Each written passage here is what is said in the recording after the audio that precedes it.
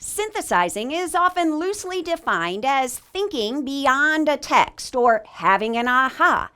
And although these are accurate explanations, many teachers question, so how does a synthesis differ from a summary or an inference? There are several ways that readers infer or think about a text.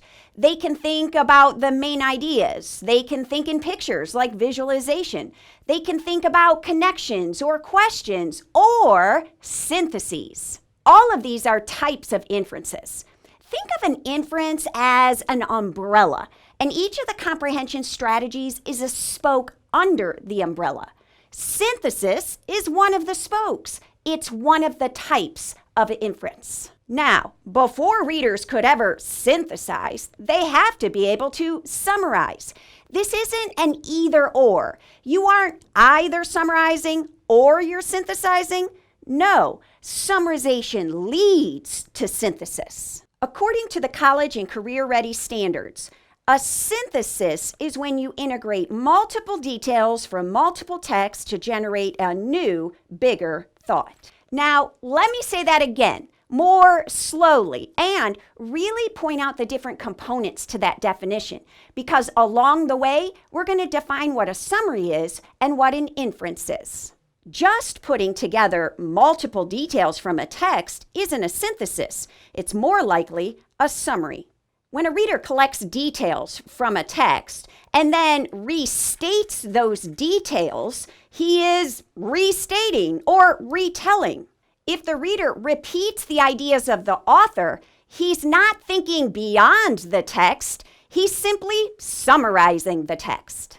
So if a summary is just retelling details from the original text, then an inference adds the new and bigger thought. That new or bigger thought, that inference, is the idea of going beyond the text, saying something that the author in the original text never said. But this is where some teachers get confused between inference in general and a true synthesis. Think of it this way.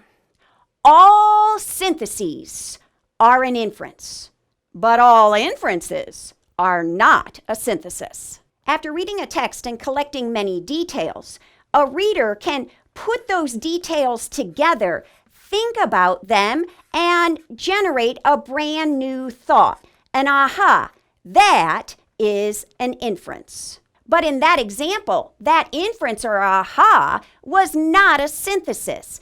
No, you have to look closely at how the standards define a synthesis. Like an inference, a synthesis will integrate multiple details to generate a new or bigger thought. But the difference happens in where these details come from. A true synthesis pulls the details from multiple texts. This is what makes synthesizing so much more difficult. Now, students have to read multiple texts.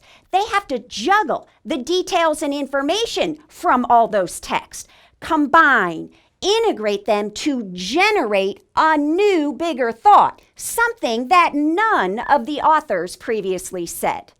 After introducing students to the difference between a summary, an inference, and a true synthesis, then teach them how to self-assess, how to evaluate if their thinking is actually a synthesis or just a summary. Reveal to students the synthesis test, the 4 questions they ask of themselves to evaluate if they actually wrote a synthesis.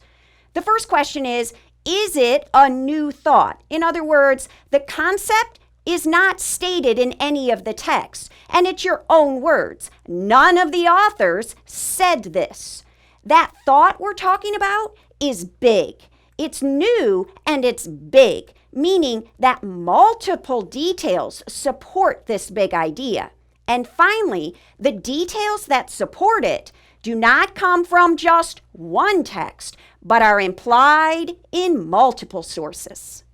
Now, remember, you don't start with synthesizing. First, you make sure kids can retell or summarize an author's ideas. Then, see if they can't draw a conclusion, make an inference, say something new from one author's text. This then leads to reading multiple texts and generating a new idea, a bigger aha, a synthesis combining multiple author ideas.